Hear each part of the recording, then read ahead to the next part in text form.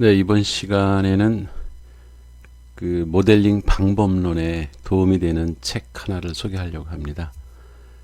로버트 루트번스타인 그리고 미셸 루트번스타인이라고 하는 그 두 부부가 쓴 책인데 생각의 탄생이라는 책입니다. 그 로버트 루트번스타인은 미시건 주립대 생리학과 교수고요. 메가더 펠로우십 수상자로서 이제 발견이라는 책을 출간했어요.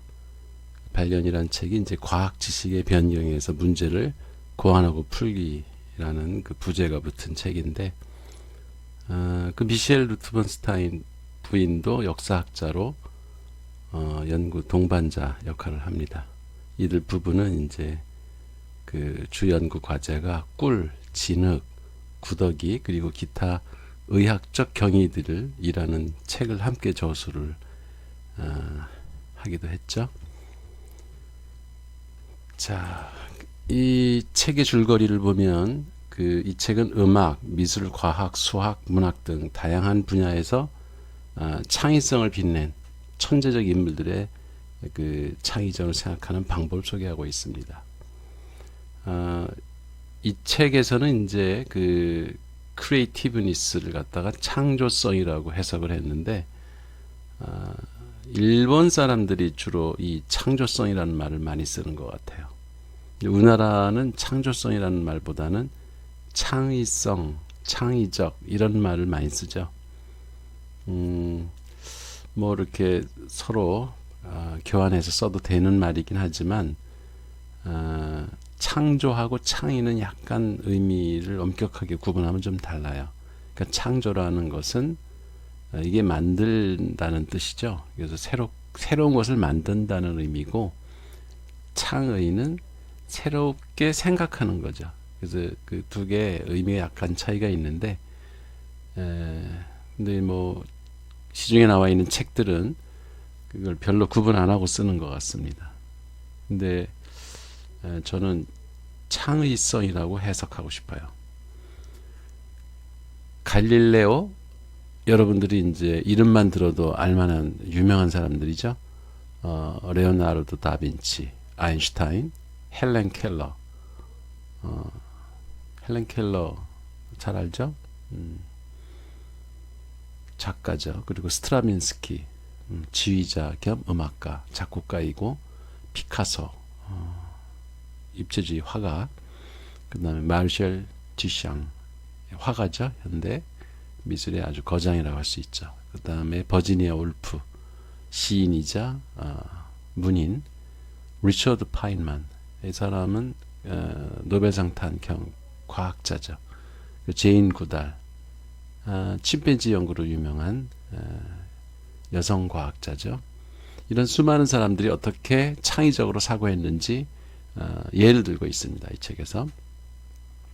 흔히 이렇게 세계적으로 유명한 사람들은 원래 태어날 때부터 천재였으니까 우리하고는 그 좀 다른 상관이 없다 이렇게 치부해버리기 쉬운데, 이 루트번스타인 그 부부 저자에 의하면 이들 대부분이 어렸을 때는 평범한 사람들이었지만 올바른 교육과 본인들의 부단한 노력의 결과 창의적으로 사고하는 방법을 활용을 해서 세계적인 업적을 낼 수 있었다고 합니다. 그러니까 이런 창의성이라고 하는 건 타고났다기보다는 노력의 결과다라고 하는 것을 이 책 전체를 통해서 강조를 합니다. 천재와 일반인의 차이라는 것은 타고난 재능이 아니라 남과 다른 독특한 어떤 창의적 사고를 하는 데 있다는 것이 이 책의 결론입니다. 그래서 창의적으로 생각하는 방법은 13가지를 이제 이 책에서 들고 있는데요. 첫 번째가 이제 관찰, 그 다음에 형상화, 추상화, 그리고 패턴 인식, 패턴 형성, 유추, 몸으로 생각하기, 감정 이입, 그리고 이제 차원적 사고, 모형 만들기. 이게 모형이 이제 그 영어로 모델이죠. 모델 만들기, 놀이, 변형, 통합, 이렇게 13 단계를 거치면서 우리가 창의적인 사고를 한다. 이 책 전반의 내용이 그렇게 13가지 기법을 설명하는 겁니다. 결국 창의적으로 생각한다는 것은 우선 느낀다는 것이고요. 이해하려는 욕구는 반드시 감각적이고 정서적인 느낌과 함께 어우러져야 하고 지성과 통합되어야만 상상력 넘치는 통찰을 낳을 수 있다. 자, 이 문장이 한 문장이면서 상당히 포괄적이죠. 그죠? 우선 느낀다. 엄격하게는 이 느낌은 이성의 영역에 해당합니다. 의식의 영역. 그게 무슨 얘기냐면 여러분들이 그러니까 감각 기관을 통해서 외부 세계를 받아들이는 능력을 감성이라고 그러죠. 거기까지는 느낌이라고는 얘기를 안 해요. 보통 감각, 감정, 이런 반응이 나타나죠. 그죠? 근데 이게 이성의 영역으로 들어와서 어떤 행동을 요구할 때, 행동적 반응을 요구할 때는 이성의 영역이 필요합니다. 그때 이제 feeling이라는 영어 단어로는 이제 feeling, 느낀다라는 그 표현을 합니다. 이게 무슨 얘기냐면 이모션, 감정까지는 무의식의 세계예요. 그러니까 그 감정 이전에는 뭐가 있죠? 감각이 있죠. 예. 그러니까 외부 세계와 접하는 곳은 감각이에요. 우리 5가지 감각 기관을 통해서 보고 듣고 그 냄새 맡고 또 맛보고 또 느낌, 촉각 이런 5가지 감각을 통해서 외부 세계가 우리 안으로 들어오죠. 그러면 거기에 이제 화학적으로 반응하는 걸 감정이라고 하고 그 감각 인상을 만드는 능력 이거를 우리가 감성이라고 한다고 그랬죠. 거기까지는 아직 느낌의 영역은 아닙니다. 그래서 감각 인상이 생기고 감정이라고 하는 화학적 반응이 일어나는 다음에 그 다음에는 이제 이성이 반응을 해요. 그 이제 대뇌 심피질에서 그런 감각 인상에 대해서 어떤 판단을 해서 무슨 말을 하든지 뭐 행동을 보이든지 또 그 화학적 반응인 감정에 대한 운동신경이 이제 뭔가 작동을 하겠죠. 예를 들어 화난다 그러면은 뭐 상대한테 욕을 할 수도 있고 얼굴을 찡그릴 수도 있고 뭐 주먹이 날아갈 수도 있겠죠. 이런 건 전부 이 이성의 영역에서 반응을 하는 거죠. 그러니까 여기까지 올라온 것, 즉 의식의 영역으로 올라와서 이성의 어떤 그 반응을 할 수 있는 상태까지 간 거를 느낌이라고 그래요. 예. 감정 다음의 영역이죠. 예. 감정 다음에 느끼는 반응이죠. 어쨌든 우리가 느낀다라고 하는 거는 이렇게 감성, 지성, 이성이 전부 다 작동을 합니다. 예. 창의적으로 생각하려면 느낌이라는 게 필요하다는 거죠. 그래서 이해하려는 욕구, 이해는 어떤 거죠? 이건 지성이죠. 예. 이건 반드시 감각적이고 정서적인 느낌과 한데 어우러져야 되고, 그러니까 감각적인 거는 다시 또 이제 감성의 영역이고요. 정서적인 거는 감정의 영역이고, 이런 것이 우리 뇌 안에서 사실은 그 우리가 이제 설명을 위해서는 이게 구분해서 이야기를 하지만 이게 동시다발적으로 일어나는 현상들이에요. 우리 뇌 안에서. 이런 것이 같이 어우러져야 하고 지성과 통합되어야만, 지성이라는 건 우리가 갖고 있는 기존의 지식 그리고 분별력, 구분할 수 있는 능력, 클래시피케이션 능력, 이런 것들을 우리가 지성이라고 하잖아요. 이해력, 이런 게 지성이라고 하는데 이것과 통합되어야만 상상력 넘치는 통찰을 낳을 수 있다. 그러니까 상상력, 통찰은 어느 영역이에요? 이건 이성의 영역이죠.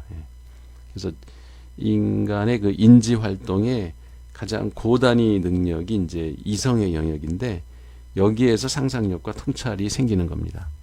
근데 이게 공중에서 그냥 갑자기 붕 떨어지는 게 아니고 상상력과 통찰은 지성의 영역을 거쳐서 고급 인지 능력이 작동을 할 때 이게 가능한 거거든요.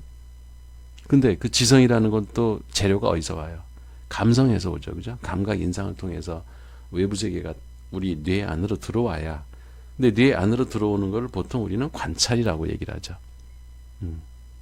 그래서 이 창의적으로 생각하는 게 이것들이 다 떨어져 있는 게 아니라 이런 감성, 지성, 이성이라고 하는 세 개의 영역이 같이 작동하는 그 과정이라는 거죠.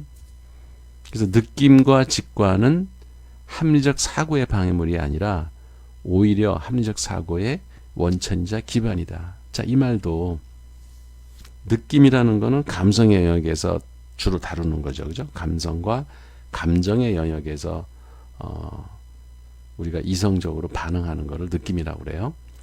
그 다음에 직관은 뭡니까? 이게 일상생활에서 사람들이 직관과 그 직감을 이제 이렇게 혼동해 쓰기도 하는데 다르죠. 직감이라고 하는 거는 본능적인 어떤 그 환경에 대한 반응을 직감이라고 합니다. 여러분이 어떤 방 안에 들어갔을 때 뭐 살기를 느낀다든지 뭔가 이렇게 그 두려움 이런 거 느낄 때가 있어요. 그게 이제 직감이거든요. 그거는 동물도 갖고 있는 그 일종의 판단력이에요. 그거는 본능적이기 때문에 타고나는 거죠. DNA로 생물학적 반사 본능이에요. 그게 이제 직감인데 직관은 이거는 타고나는 게 아니고 훈련을 통해서 그 생기는 능력입니다. 직관이라는 거는. 그러니까 그 외 진품 명품이라는 TV 프로그램 여러분 혹시 봤는지 모르겠는데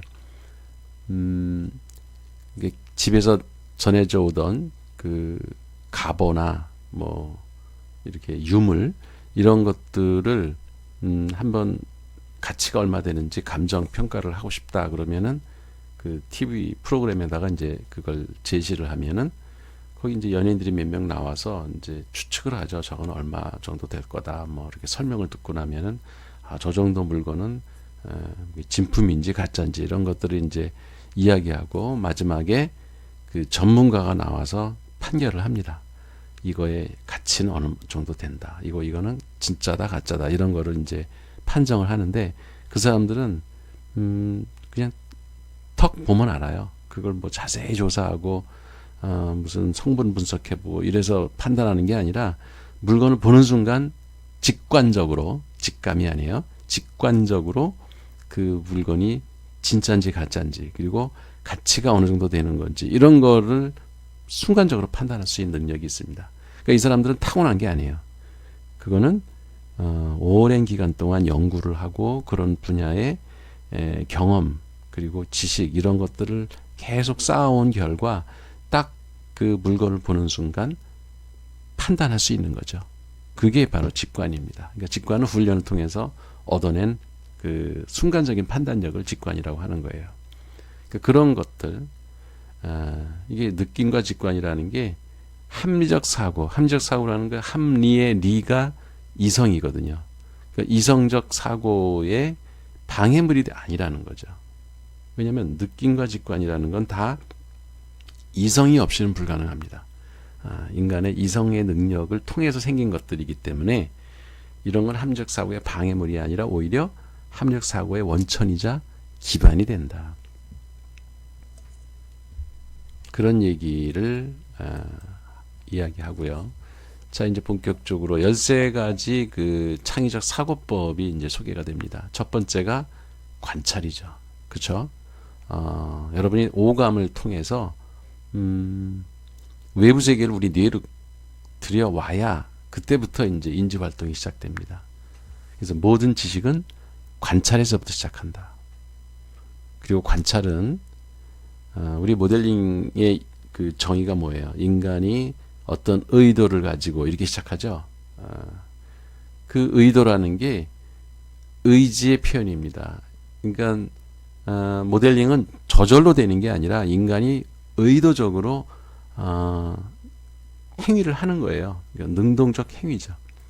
그래서 관찰을 한다는 거는 일부러 가서 보는 거예요. 사람이 저절로 보이는 게 아니라, 그러니까 음악을 히어링 하는 게 아니라 listening to, listen to 하는 거죠. 귀를 기울여 듣는 거죠. 그리고 사물을 단순히 사물이 보이는 게 아니라 사물을 보는 겁니다. 그래서 그 see가 아니라 watch, 또는 look at, 직접 사물을 내가 의도적으로 보는 거죠. 그게 관찰이에요. 관찰은 수동적으로 보는 행위와 다른 거예요. 예리한 관찰자들은 모든 종류의 감각 정보를 활용한다. 기억나죠? 우리 5가지 감각을 골고루 쓸 줄 아는 훈련을 우리는 해야 된다. 그래서 예리한 관찰자라는 것이 모델링을 잘하는 사람들은 예리한 관찰자이고요. 그 사람들은 모든 종류의 감각 정보를 활용합니다. 그러니까 여러분도 훌륭한 모델러가 되려면 예리한 관찰자가 돼야 돼요. 그리고 감각을, 어느 특정 감각을 편향되게 쓰지 말고 골고루 5가지의 감각을 모두 동원해서 외부 세계를 받아들이는 그런 습관을 갖는 게 되게 중요한 거죠. 그리고 위대한 통찰, 이 통찰은 어디서 생겨요? 이성의 능력으로 생기는 거죠. 세속적인 것의 장엄함, 즉 모든 사물에 깃들어 있는 매우 놀랍고도 의미심장한 아름다움을 감지하는 능력에 달려있다. 그러니까 위대한 통찰력을 가지려면은 그 남들이 보기에는 별것 아닌 것 같은 것, 사소한 것, 이런 것들, 사물을 그저 스쳐 지나가는 게 아니라 눈여겨서 자세히 뜯어보는 겁니다. 관찰을 하는 거죠. 그런 세속적인 것에서부터 그 사물의 본질을, 또 아름다움, 이런 것들을 발견해내는 그런 능력을 가질 때 우리는 그 사람이 통찰력이 있다, 이렇게 얘기를 하는 거죠. 그래서 관찰은 생각의 한 형태이고 반대로 생각은 관찰의 또 한 형태이다. 그래서 이 관찰과 생각이 별개가 아니라 두 개는 서로 통하는 거죠. 하나처럼. 그래서 관찰이라고 하는 것은 이 단순히 사물을 바라보는, 들어보는, 느껴보는 그런 차원이 아니라 그 자체가, 관찰한다는 것 자체가 이미 사고를 한다는 겁니다. 인지 활동이 이미 시작됐다는 걸 의미하는 거죠. 두 번째 이제 그 창의적 사고 방법은 형상화입니다. 그 형상화라는 건 뭔가 구체적인 모습을 떠올리는 거예요. 만들어내는 겁니다. 그러니까 형상화는 현상을 그대로 재현하는 것에서부터 추상 능력, 감각적인 연상에 이르기까지 전체를 망라하는 거예요. 그러니까 어떤 사물을 보고 그거를 머릿속에 그대로 떠올리는 거는 이제 재현이겠죠. 그죠? 근데 그거 이상의 것을 새롭게 구상해보고 만들어보는 것, 그게 추상화 능력이고요. 연상을 또 하고 어떤 그 감각 정보가 우리 뇌 안에 들어오면은 그거와 관련된 다른 유사한 것들의 개념들을 떠올리는 거, 이걸 이제 우리가 연상이라고 하죠. 이것도 하나의 형상화인 겁니다. 시각과 청각은 물론 후각과 미각, 몸의 감각, 체감각이죠. 이런 것까지 다 동원을 해서 이루어지기 때문에 우리는 내면의 눈, 내면의 귀, 내면의 코, 내면의 촉감과 몸 감각을 사용한 구실과 기회를 만들어야 된다. 이게 무슨 얘기냐면 우리가 외부 세계와 직접 그 접하는 5가지 감각이 외부 세계와 우리 뇌를 연결해주고 있죠. 그것뿐만 아니라 우리 뇌 안에 있는, 우리 뇌 안에 있는 내면의 눈, 귀, 코, 촉감, 이런 것들을 같이 이 조화 있게 활용할 수 있는 그런 뇌 상태를 만드는 게, 이게 되게 중요한 거고, 그런 것이 형상화의 기본이라는 거죠. 그래서 마음에 떠오른 모든 이미지들은 다른 전달 수단으로 변환될 수 있어야 되는데, 그 전달 수단은, 자, 요 문장만 보면 어때요? 모델링하고 상당히 유사하죠. 그죠? 마음에 떠오른 모든 이미지. 이게 심상이죠. 이걸 다른 전달 수단으로, 이게 매체죠. 그죠? 여러 가지, 우리 8가지 매체 배웠잖아요. 그런 전달 수단으로 변환할 수 있어야 하는데, 즉, 모델링을 할 수 있어야 하는데, 그 전달 수단은 8가지 기억나죠?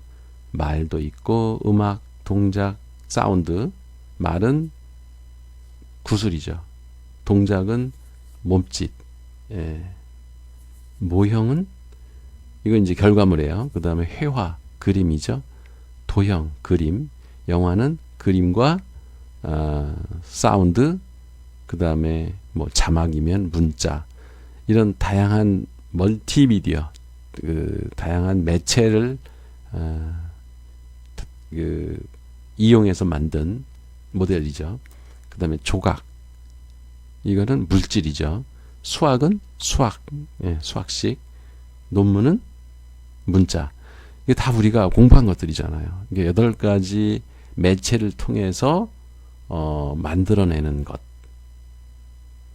그러려면 우리가 이제 모델링을 하려면 우리 뇌 안에 심상을 만들어내야 되는데, 그 심상을 구현해서 바깥으로 끌어내려면 그런 형상화 능력이 필요하다는 겁니다. 그러니까 여러분이 이 책을 읽으면, 야, 이거 참 우리 모델링, 우리가 배운 모델링 이론하고 그 맞아떨어지는 이야기가 상당히 이 책에 많구나. 예, 그런 걸 아마 발견하게 될 겁니다. 그 다음에 이제 세 번째 그 창의적 사고 방법이 이제 추상화입니다. 추상화. 추상화라는 거는 그 추상화 화가들이 있죠. 그죠? 네. 그러니까 사물을 있는 대로 재현하는 것이 아니라 뭔가 개념화시키고 그 새로운 형태의 다른 상징적인 어떤 의미를 그 내포한 새로운 기호, 이런 걸로 표현하는 걸 우리가 추상화라고 그러죠. 그래서 과학자, 화가, 시인들은 모두 복잡한 체계에서 하나만 제외하고 모든 변수를 제거함으로써 핵심적 의미를 발견하려고 노력을 합니다. 그게 무슨 얘기냐면 사물을 그대로 재현하는 것. 그러면 이제 사진이 그 재현에 상당히 가깝죠. 아니면 동영상을 찍으면 사물을 그대로 그냥 이렇게 그 재현을 하는 거죠. 그런 모델링은. 근데 그런 거는 이제 우리가 보통 추상화라고 잘 안 하죠. 그런 거는 어떻게 보면 현실화, 재현이라는 말을 써요. representation. 근데 그 사실화, 극사실화 이런 것들은 추상화가 안 일어나죠. 그죠? 여러분 추상화 그림을 보면 처음에는 이게 뭘까 잘 몰라요. 원래 그 객체가 뭐였는지. 근데 이제 작가의 설명을 듣거나 가만히 뜯어보면은 뭔가 거기서 이렇게 떠오르는 이미지가 있죠. 예. 추상화 정도가 깊을수록 이해하기가 쉽지 않아요. 그렇지만 추상화를 잘하면 원래의 사물로부터 얻을 수 있는 여러 가지 그 인상, 그 본질을 더 깊이 있게 들여다볼 수 있는 기회를 얻습니다. 추상화를 잘하면. 현실이라는 것은 모든 추상의 종합이다. 이게 무슨 얘기냐면 현실이 이제 영어로는 리얼리티예요. 이게 이제 객체의 세계인 거죠. 원래 실체, 실체라고 하는 것이 결국은 인간이 그걸 관찰을 해서 생각해낸 그 추상화된 것들, 이런 거를 모아놓으면 그 리얼리티, 실체의 본질에 가까이 갈 수가 있죠. 이 가능성을 알아냄으로써 우리는 현실을 보다 잘 이해할 수 있다. 그러니까 우리가 이 모델링이라는 것이 처음에 아주 저차원의 모델링은 현실을, 그 실체를 그대로 흉내를 냅니다. 그죠?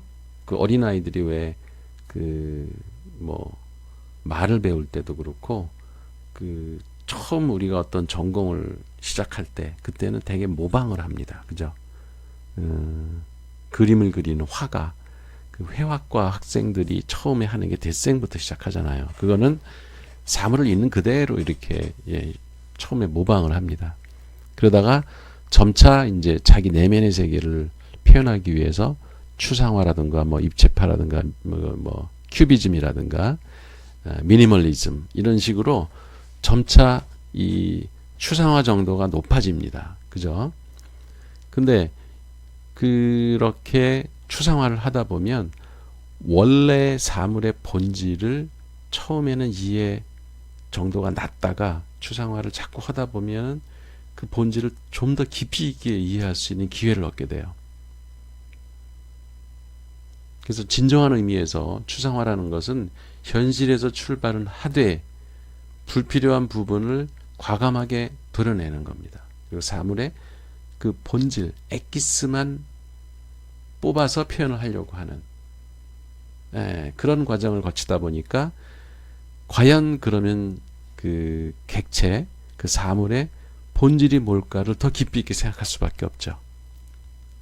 그래서 이 추상화 훈련을 하다 보면 사물의 본질을 좀 더 깊이 있게 이해하려고 하는 그런 그 습관이 생깁니다.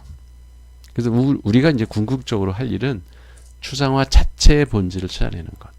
즉 추상화를 통해서 나타내려고 했던 그 객체, 사물의 실체의 본질이 무엇인가를 꿰뚫어 볼 수 있는 그런 능력이 생겨요.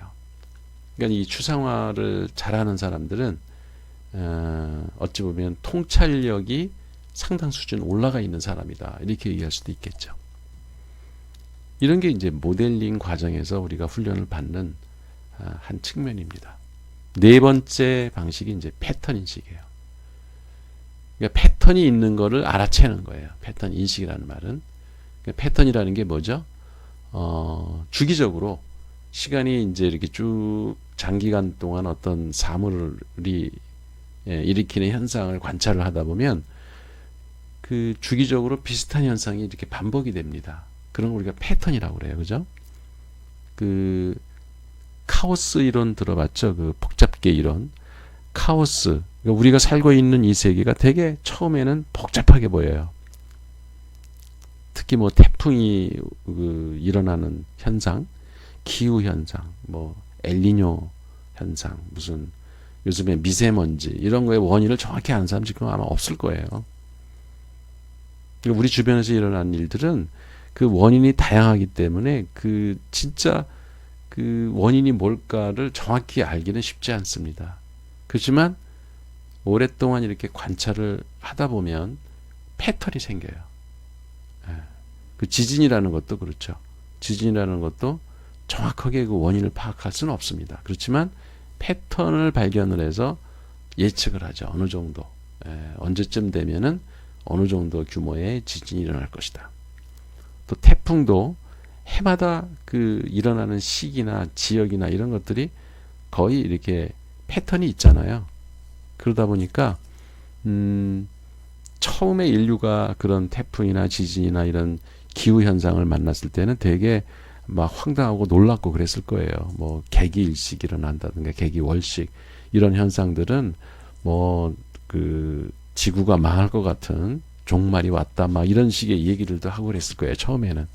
근데 오래 그런 것들을 기록하고 관찰을 하다 보니까 이게 주기적으로 일어나거든요. 그 혜성이라는 것도 그랬잖아요. 76년 만에 그 헨리 혜성은 등장을 하잖아요. 그러니까 76년에 내에 살았다가 죽은 사람은 그게 반복된다는 패턴을 알 수가 없죠. 그래서 이 기록이라는 게 되게 그래서 중요한 거죠. 어쨌든 패턴을 알아낸다는 것은 다음에 무슨 일이 일어날지 예상하는 겁니다. 그리고 패턴을 알면 새로운 관찰 결과와 경험을 예상의 틀에 비추어서 비교 분석을 할 수가 있어요. 그죠? 주가도 패턴이 있다고 그러죠. 그리고 그 금융위기, 국가의 경제, 이것도 다 사이클이 있다고 그래요. 그래서 그런 패턴을 발견하면, 이제 언제쯤 그런 일이 또 일어나겠구나라는 거를 어느 정도는 예측을 할 수가 있어요. 그러면 요즘에 일어나고 있는 현상들 데이터를 거다가 집어넣으면은 그 패턴 어떤 함수나 공식에 지금까지 벌어지고 있는 일들을 또 이렇게 입력을 하면 그러면 이 다음에는 무슨 일이 일어나겠구나라는 걸 예측할 수가 있죠. 그러니까 이 각 학문 분야에서 연구하는 것이 대부분 그런 패턴 함수를 찾아내는 겁니다. 그래서 이런 관찰과 경험이 틀을 흔든 무엇인가가 일어나게 될 때 우리는 또 다른 패턴을 만들어요. 그러니까 한 번 패턴을 발견했다고 해서 그게 지고의 원리, 법칙이 되는 게 아니고 그 패턴이 예측을 했는데 엉뚱하게 깨지는 경우가 생기죠. 그때는 새로운 패턴을 또 찾아야 되는 거죠. 그런 게 그 연구 주제이고 인류가 계속 그 새로운 패턴을 발견함으로써 점점 더 예측력을 높이고 이러려고 하는 게 이제 지식의 발달, 학문의 발달이라고 우리가 보통 하는 겁니다. 그러니까 이제 패턴이 있다는 거를 우리가 눈여겨보는 게 되게 중요한 거죠. 그 다음에는 그런 패턴을 우리가 만드는 겁니다. 우리 뇌가 그런 능력이 있어요. 없던 패턴도 만드는 거죠. 우리가 경험한 세계를 표현하고 경계를 짓고 정의를 하기 위해서 더 많은 패턴을 고안해낼수록 더 많은 실제 지식을 소유하게 되는 거예요. 그러니까 인간 지성의 발달이라고 하는 것은 그러한 새로운 패턴들을 경험적으로 얻어낸 것도 있지만 연역적으로 생각해서 상상해서 만들어내는 것도 있습니다. 그래서 그게 잘 맞아 떨어지면은 옛날에는 몰랐던 새로운 지식이 형성되는 거죠. 그게 이제 보통 우리가 과학하면은 그 실험과 관찰, 그죠? 그리고 반복 이런 것이 가능한 게 우리가 과학적 진리라고 얘기를 하는데 그러니까 이제 귀납적으로 그 현상들을 자꾸 반복을 해서 관찰을 하다 보면은 어떤 패턴이 생기거든요. 그러면 그 귀납적으로 우리가 어떤 원리나 이론을 찾아냅니다. 그게 이제 보통 과학에서 실험과 관찰을 통해서 그런 원리를 찾아내는 게 과학자들의 과제이죠. 근데 또 한편에서는 그 이미 우리가 알고 있는 기존 지식들을 근거로 아직 관찰하거나 실험해 본 건 아니지만 우리 이성의 능력으로 완전 창의적인 거죠. 우리 이성의 능력으로 새로운 패턴을 한번 예상을 해봐요. 그게 이제 두뇌로 실험을 해보는 겁니다. 그러니까 뉴턴이나 뭐 아인슈타인이나 뭐 하이젠베르크 이런 그 세계적인 그 아주 역사의 이름을 날린 유명한 그 물리학자들은 대부분이 그런 이론 물리학자들이에요. 이런 사람들은 세상을 관찰해 가지고 어떤 결론을 얻는 거 이거보다는 이런 천재 과학자들은 기존에 알려진 지식을 가지고 그걸 갖고 새로운 패턴을 예상을 합니다. 그리고 이제 그 후대 과학자들이 그걸 관찰을 통해서 증명을 하는 그러니까 블랙홀이 있을 것이다. 블랙홀이 있다는 것을 실제 관찰하기는 쉽지 않잖아요. 근데 블랙홀은 있어야만 한다라는 연역적 사고를 통해서 모델을 만들어요. 그리고 나중에 그걸 후대 과학자들이 찾아내는 겁니다. 그러니까 뭐 배경 복사라는 것도 그러니까 우주가 처음 생길 때 그 빅뱅 시절에 그 퍼져나간 빛들 이것이 지금도 우주를 떠돌아다니고 있을 것이다. 이렇게 예측한 거를 그 미국의 그 전파과학 이런 뭐 연구하는 사람들이 우연히 발견하게 되죠.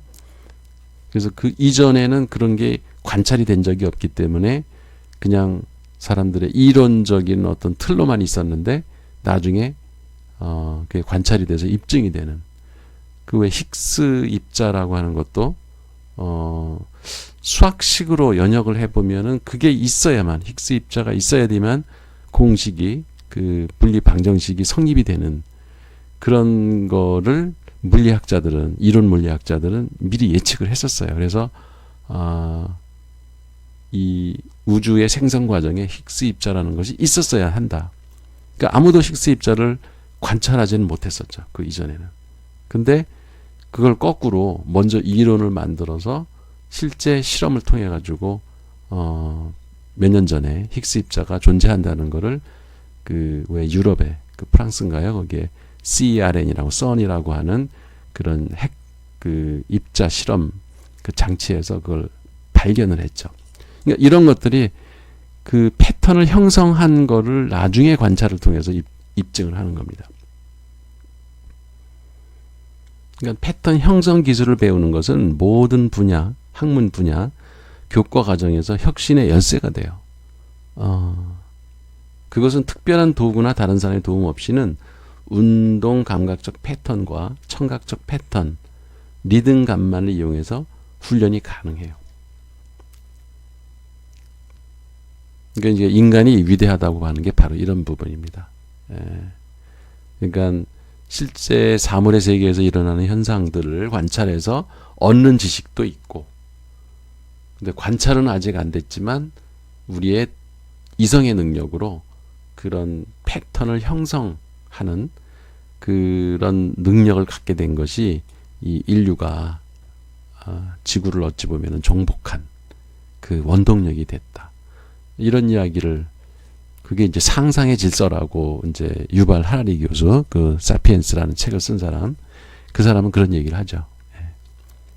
그래서 여러분이 처음에는 그 사물을 관찰하고 거기서 이 패턴을 인식하는 단계를 거치다가 어느 정도 우리의 인지 능력이 고도화되면은 패턴을 형성하는 단계까지 올라가면 이제 우리가 도텄다, 이런 얘기인 겁니다. 그래서 한 패턴을 분해하면서 동시에 다른 패턴을 형성하는 일은 어떤 현상과 과정을 이루는 기본 요소들에 대한 실제적인 이해가 필요하고요. 이는 곧 새로운 지식의 탄생을 의미합니다.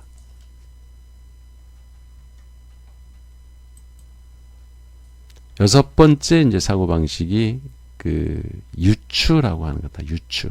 그러니까 유추라는 거는 둘 혹은 그 이상의 현상이나 복잡한 현상들 사이에서 기능적 유사성이나 일치하는 내적 관련성을 알아내는 거예요.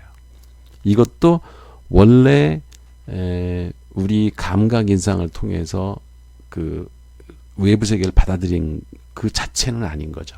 거기서부터 뭔가를 끌어내는 그 제3의 결론을 끌어내는 그런 과정을 유추라고 하는 겁니다. 그러니까 추리, 추론 이런 거와 이제 같은 거죠. 유추는 우리가 기존 지식의 세계에서 새로운 이해의 세계로 도약할 수 있도록 도와줍니다.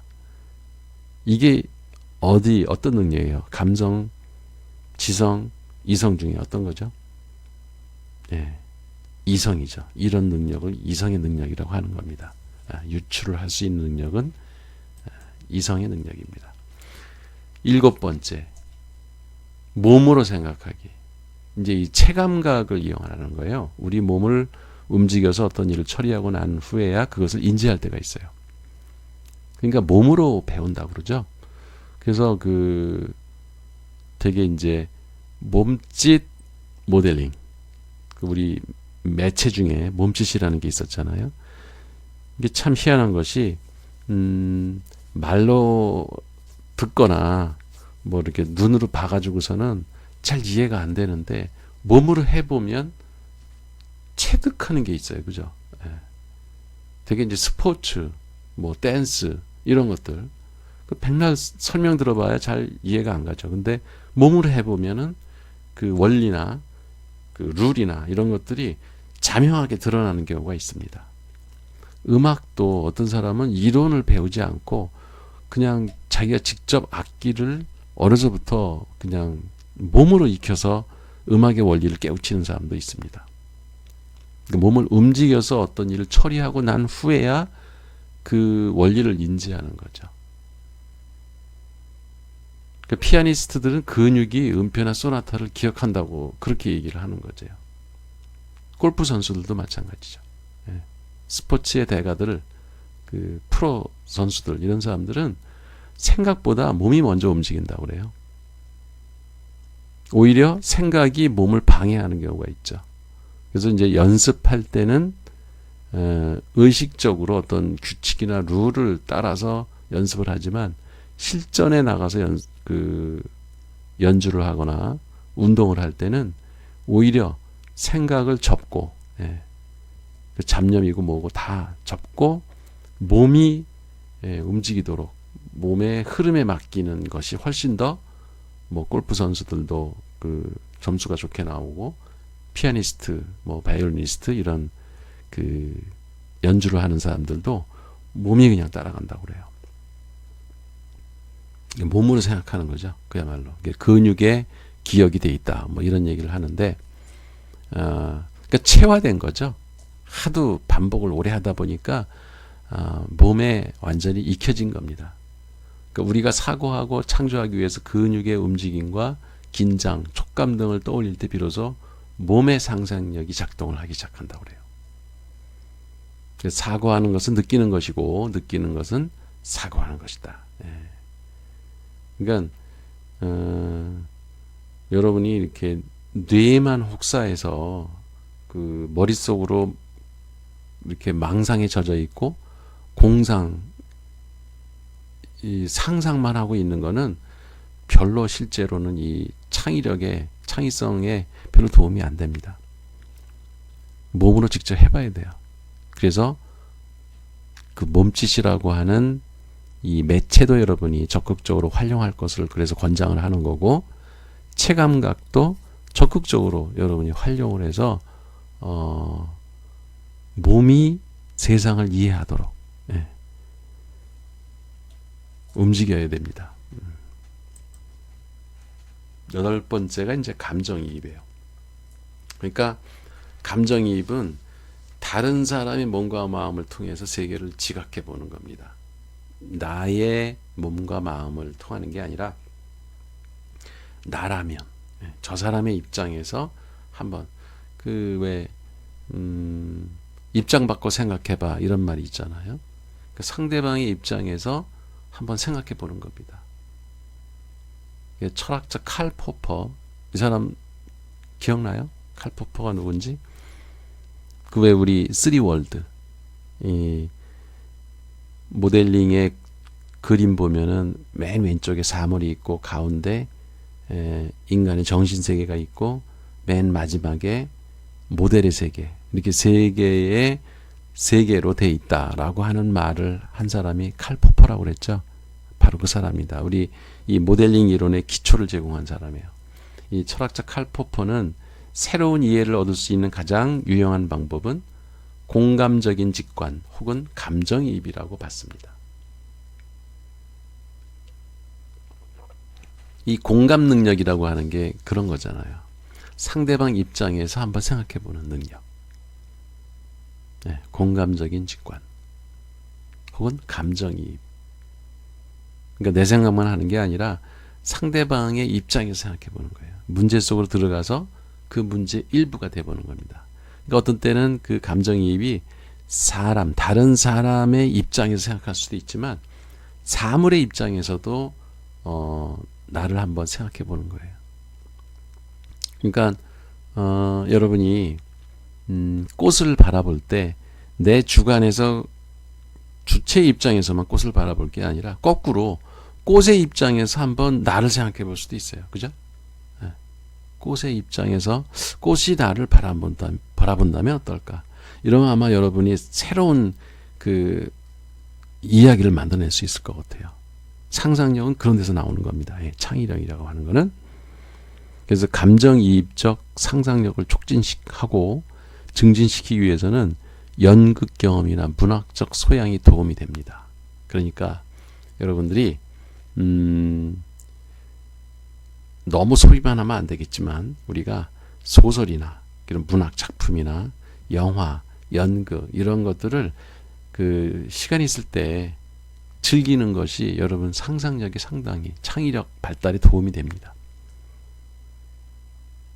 그래서 입장을 한번 배우의 입장에서 그 연극을 보다가 그 배우를 나라고 한번 이렇게 대입을 해보는 거예요.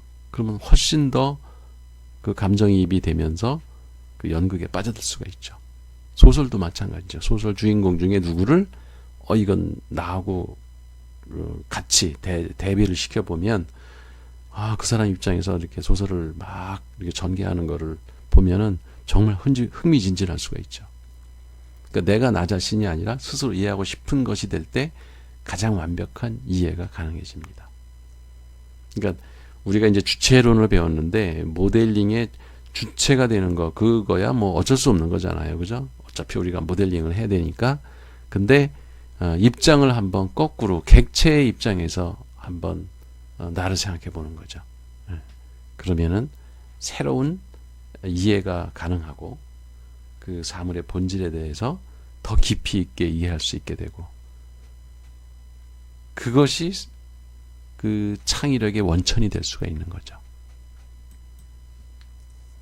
9번째는 이제 차원적 사고입니다. 이거는 사실 설명이 필요 없어요. 우리가 차원이라고 하는 별도의 그 장을 가지고 우리가 강의를 한 적이 있었죠.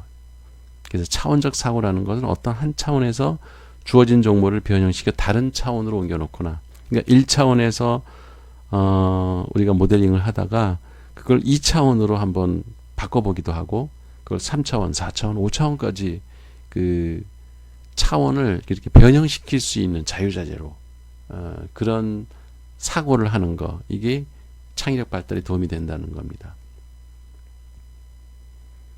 그 내과 의사들은 환자들 몸의 조각에 불과한 엑스레이 사진이나 MRI를 판독할 때 그것을 움직이는 생명체로 환치해 놓고 해석을 합니다. 그러니까 생명체는 3차원이죠. 하나의 체계를 갖춘 완벽한 시스템이기 때문에. 근데 엑스레이 그 사진 하나하나는 어때요? 기껏해야 2차원인 평면이죠. 그죠? 근데 이거를 조립을 해서 3차원 입체를 만들어내는 상상력을 동원하는 겁니다. 그런 조각들을 보면 인체가 이렇게 머릿속에 쫙 떠오른다. 그러면 3차원 모델링 능력이 있는 사람인 거죠. 그러니까 추상 미술가들도 마찬가지로 평면 작업이 갖고 있는 문제를 3차원으로 바꾸어 해결을 합니다. 그러니까 여러분이 어떤 미술 작품을 감상할 때도 그 작가가 3차원 모델링 해놓은 그림이라면 자기도 똑같이 그 그림은 어차피 2차원이잖아요. 그죠? 2차원 평면을 보면서도 거기서 3차원을 느낄 수 있는 그런 그 모델링 감상 능력이 생길 수가 있겠죠. 근데 그거는 2차원으로만 훈련받은 사람은 3차원으로 작가가 그림을 그리거나 소설을 쓰거나 어떤 모델링을 하더라도 그걸 3차원으로 느낄 줄 몰라요. 그 어찌 보면 불행한 거죠. 그런 사람은 모델링을 하더라도 2차원 거기에 머물러 있겠죠. 자, 그래서 우리는 차원을 자유롭게 그 넘나드는 그런 훈련을 하는 것이 모델링 할 때 되게 중요하다라고 하는 걸 느낄 수 있겠죠. 10번째는 이제 놀이입니다. 놀이에는 분명한 목적이나 동기가 없어요. 그죠? 그냥 재밌으니까 하는 거예요. 이게 뭐예요? 우리 그 모델링의 목적 가운데 순수한 정신적 만족을 위해서, 자기 자신의 만족을 위해서 우리가 모델링을 한다고 그랬잖아요. 그런 경지를 이제 놀이라고 하는 겁니다. 그러니까 그런 상태도 한번 여러분이 경험해 보라는 겁니다. 그러니까 놀이는 이기고 지고 성패를 따지지 않아요. 근데 놀면서 그거 갖고 싸우는 사람들은 참 이해가 안 가는 거죠. 결과를 설명해야 할 필요도 없고요. 의무적으로 수행할 과제도 아니에요. 그냥 하고 싶으면 하고 하기 싫으면 그만두면 돼요. 그게 놀이입니다. 근데 놀이에 목숨 거는 사람들은 참 이 놀이의 진짜 의미를 잘 모르는 거죠. 우리에게 상징화되기 이전에 내면적이고 본능적인 느낌과 정서, 직관, 쾌락을 선사하는데 바로 그것들로부터 창조적인 통찰력이 나오는 겁니다. 창의적인 통찰력이 나오는 거예요. 그러니까 놀이를 함으로써 그 자체에 몰입하고 거기서부터 느끼는 감정, 정서, 그리고 그걸로부터 오는 직관, 그 어떤 아주 그 강한 즐거움이 있잖아요. 그죠? 놀이를 하다 보면 그런 것 자체가 우리한테 많은 선물을 주는 거예요. 그 자체가 우리의 그 창의적 사고에 도움이 되는 것들이라는 거예요. 그 놀이의 결과물들이. 그래서 놀이라는 건 우리 자신만의 세계와 인격, 게임과 규칙, 장난감, 그리고 퍼즐을 만들게 하여서 지식을 변형시키고 새로운 이해를 가능하게 하는 그런 장점이 있다. 그래서 진짜 잘 노는 사람이 세상을 잘 사는 겁니다. 그러니까 여러분은 공부, 이 모델링 공부도 놀이 삼아 해야 돼요. 이게 무슨 점수 따고 나중에 이게 스펙에 도움이 될까 뭐 이런 생각을 하면 진짜 지겨울 것 같아요. 이 공부 자체가.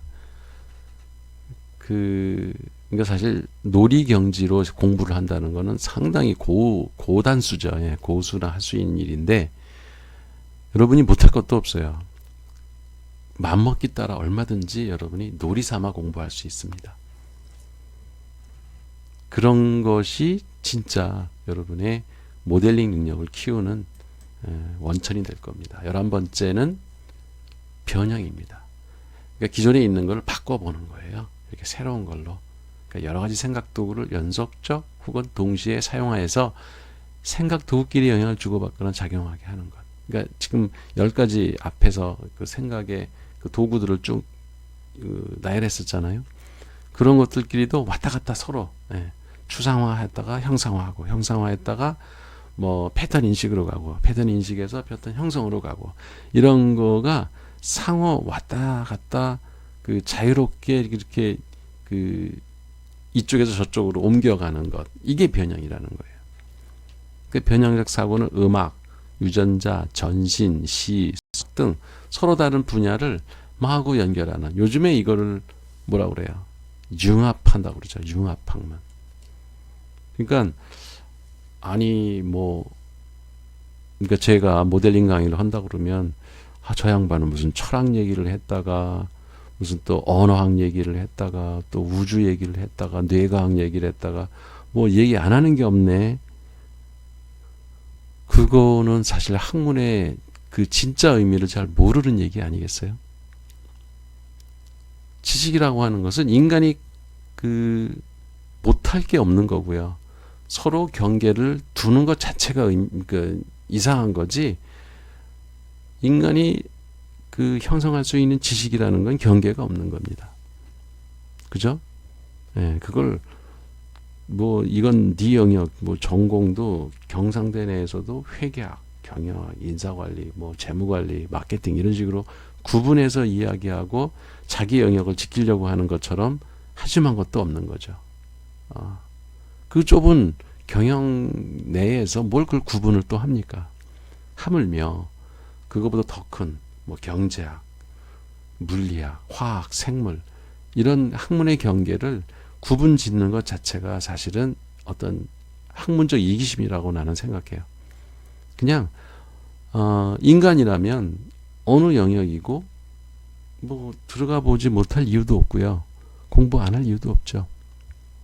자유롭게 경계를 오갈 수 있는 그 사고 능력을 갖추지 못해서 그게 걱정이지, 마음대로 돌아다닐 수 있다면 그야말로 이 생각의 자유를 느끼지 않겠습니까? 그래서 여기에서 그 변형적 사고라는 건 바로 그런 겁니다. 수학이 음악하고 아주 밀접한 관계에 있다고 했죠. 이거를 별개의 영역이라고 생각하는 게 이상한 거죠. 그리고 수학이 언어다. 우리 모델링 이론하는 사람들은 물질도 언어고 수학도 언어고 사운드, 소리도 언어고 프로그래밍도 언어고 막 그러잖아요. 그게 변형적 사고를 하기 때문에 그게 가능한 겁니다. 다 언어예요. 우리가 표현할 수 있는 거는.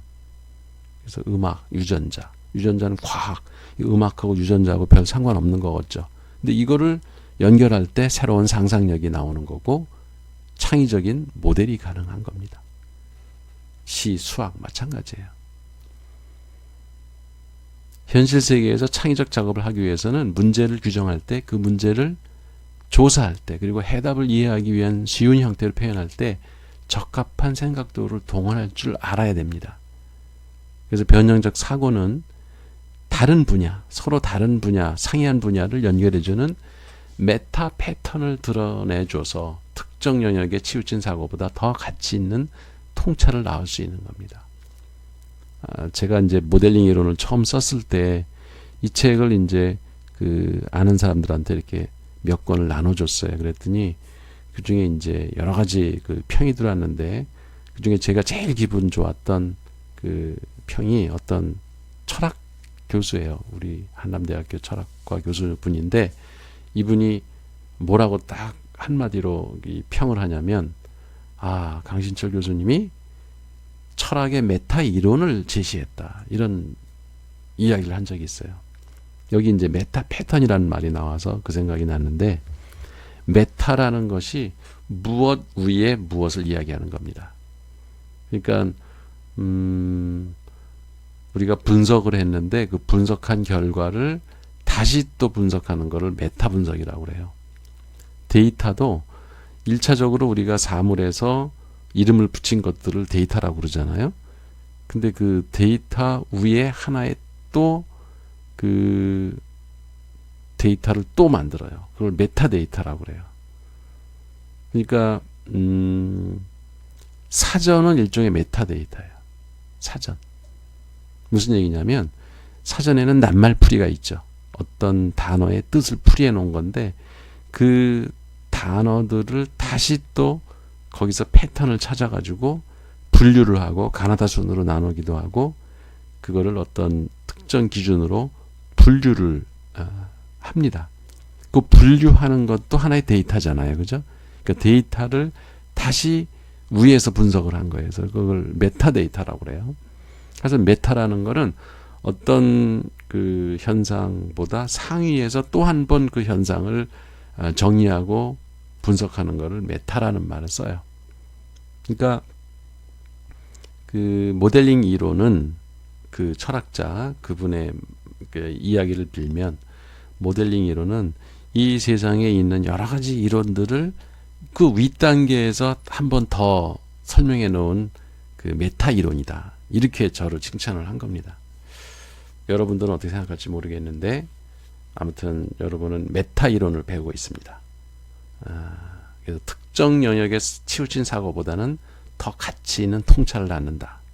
자, 여러분들이 모델링 이론을 배우고 나면 이 책을 다 끝내고 났을 때 여러분이 공부하고 있는 분야, 여러분 친구가 공부하고 있는 새로운 학문, 또 다른 또 사람들이 전공하고 있는 거, 이런 것들을 위에서 이렇게 내려다볼 수 있는 어떤 통찰력, 이런 것이 생겼으면 좋겠어요. 그게 이제 모델링 이론이 추구하는 겁니다. 자, 12번째. 이제 하나 더 남았어요. 12번째. 끝에서 두 번째입니다. 통합. 통합이라는 게 그 생각을 여러 개를 이렇게 다 뭉쳐서 상위에, 즉 메타 사고를 하는 게 통합이에요. 본질적으로 공감각적이고요. 우리 생각이라고 하는 것 자체가 여러 가지 감각을 다 두루두루 그 아우르는 그 행위죠. 그죠? 생각이라는 게.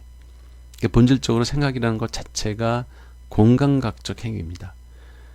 그래서 우리 인간의 그 이성의 능력은 그런 통합을 할 수 있는 능력을 우리 인간은 타고났어요. 물론 타고났다, 뭐 이게 우리가 훈련을 통해서 만들어졌는지 그건 사실 정확치 않습니다. 그렇게 중요한 것도 아니고요. 일정 부분 타고난 것 같아요. 제 생각에는. 근데 여러분이 훈련을 통해서 그 통합시킬 수 있는 능력은 더 고도화시킬 수가 있습니다. 그게 이제 이 모델링 이론에서 또 추구하는 거예요. 종합지라고 하는 것. 종합적으로 우리가 지식들을, 여러 분야의 지식들을 통합을 해서 만든 그런 지식을 종합지라고 그래요. 이러한 공감각이 지적 확장이 되는데, 공감각이 미적 감수의 가장 고급한 형태라고 한다면 종합지는 궁극적인 이해의 형태를 만들기 위해서 다양한 방식의 암과 느낌을 가장 높은 수준에서 통합한 것. 이건 말은 복잡하지만 그거예요. 통찰력이에요. 한마디로 종합지라고 하는 게.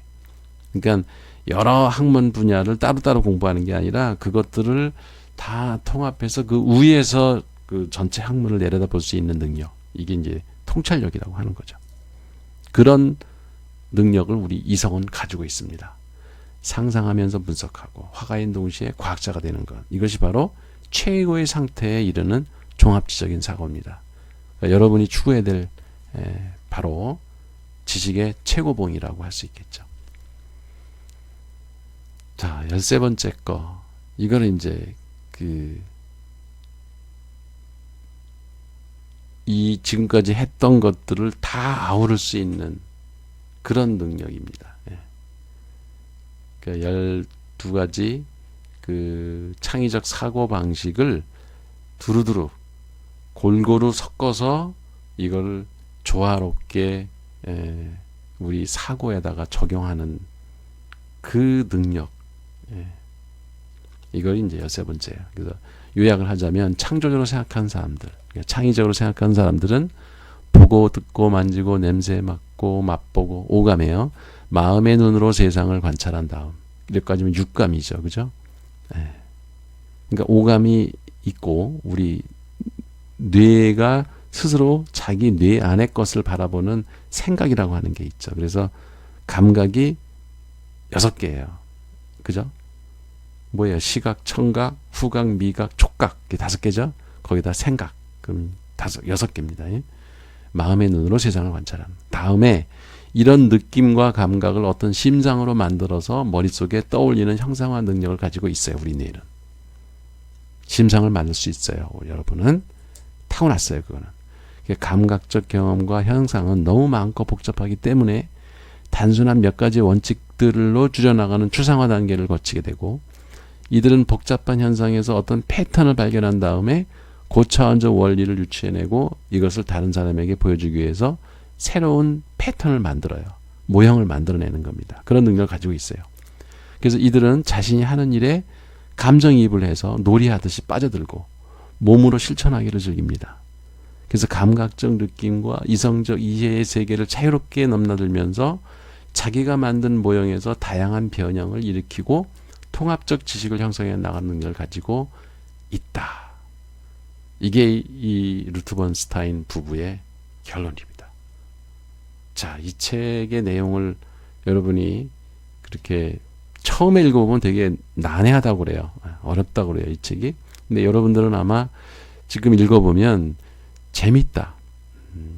어떻게 지금까지 우리가 배웠던 모델링 이론을 꽤 구체적으로 잘 설명했구나, 이런 생각이 들 겁니다. 그래서 여러분이 이 책은 이번 여름방학 때 꼭 읽어보기를 권장합니다. 네, 오늘 강의는 여기서 마치겠습니다.